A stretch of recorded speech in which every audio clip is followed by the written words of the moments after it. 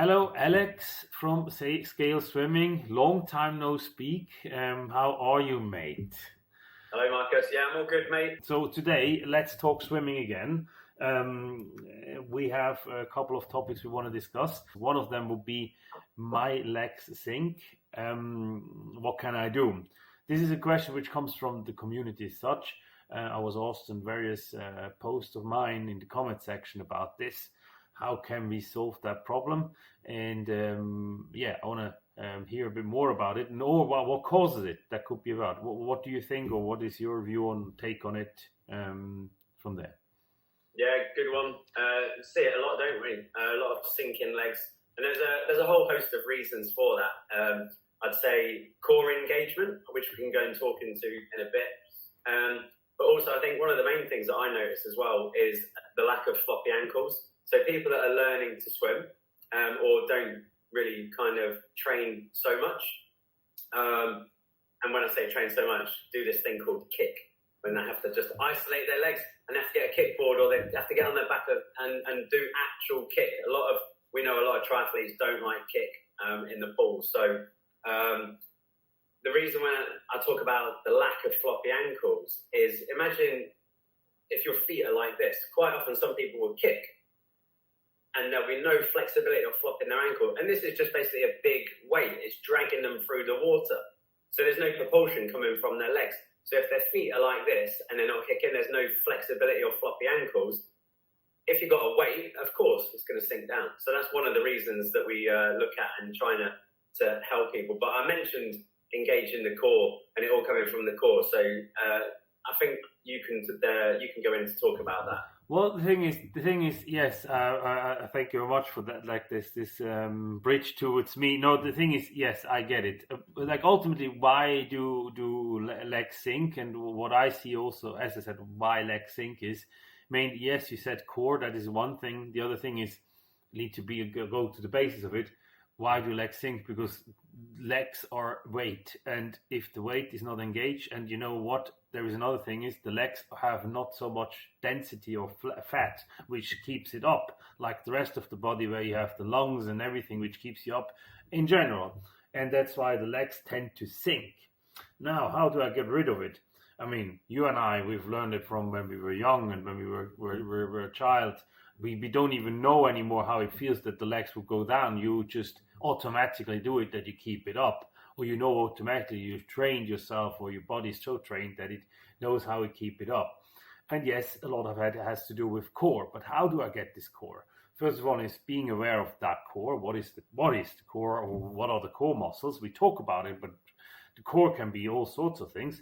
And the second thing is, how do you train it, and how do you train it? And I want to confirm you on that one, or from my side, because yes, the kicks make the difference for youngsters to actually not have a problem anymore with their core, because you might as well not need the legs in a triathlon race, but to train the core, to have these legs up high,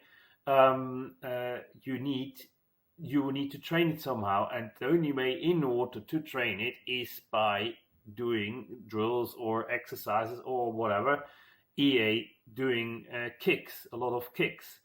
So that is that you keep the legs up, and the core muscles. So the core muscles are usually pointed out with, I don't know if you have another drill. So we established that you need kicks to learn it and to train the core. How do you know what is the core or what are core muscles? I usually bring it up with I have it in another call. I bring it up with having a kickboard. Instead of using it to do kicks, when you do arms, you put the kickboard instead of your pool board between your legs. Yeah. And do it as hard as well, and then swim with that. Then you realize you need to keep this kickboard between your legs, otherwise it will flap out and you won't have it anymore. But to keep it, you need to engage your core muscles to keep it there. And then we go one higher. You do, instead of doing once a session or once an interval set with the pool boy, you do it all with a board, including the turns and everything like that. And then you will realize what I mean by core. This is how to find out about it. Again, how to train it would be through kicks. There is another one which engages with the sinking legs is obviously the head position. If you have your head too high, obviously your legs sink anyway. But I guess that is something which you can easily change. The other one is the training. I guess leading over to this about or do you have other ways to find out about the core or engage it or train it? Yeah, good one. So there's a little variation on the kickboard between the legs. A lot of people like swimming with a pool boy between their legs, right? Because then they can just focus on their arms and so on.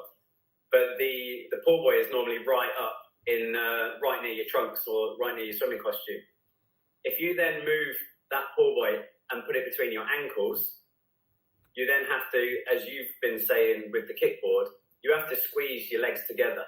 So by moving the pool boy from right up near your costume and putting it down and squeezing it between your ankles, you have to engage your core, okay? So that's one good little thing.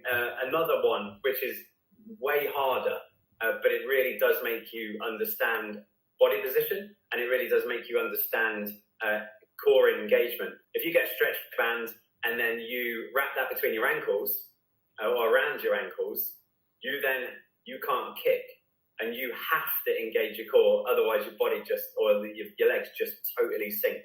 So I'd say that's quite an advanced drill, but a lot of people do that, and it's a really, there's no hiding. If you don't have a good body alignment, if you don't have a strong core, and you're not feeling kind of natural in the water, then your legs are just gonna sink down. Have you tried that one yourself? Yes, I did. Funny enough, as you pointed out, it's one of the most hated drills I did. Do you know if the that's why I added it. Yeah, no, because of the band wrapped around your ankles and then swim with it. Yes, it is. And as I said, for me, it's one of the most hated one because I didn't like it so much. Because I also had naturally already my legs up, but yes, as I was a youngster. Now I guess it's not a problem anymore. But I know I can have my legs up there, so I don't really do it anymore. I wouldn't have less of a problem. But when I was young, that is one of the most hated one. I really didn't like it. But it's a good one, actually. And you say it, and it's very important also for people who are listening. It is an advanced one. Because the thing is, and also the one with the pool boy putting it back, do it to feel it. Problem being is if you do these two, you tend to not move your shoulders anymore. You stop doing the rotation, and people should be aware of that. You still need to keep that as well, because that rotation around this X, guess what? If your legs are down like this, that won't really work.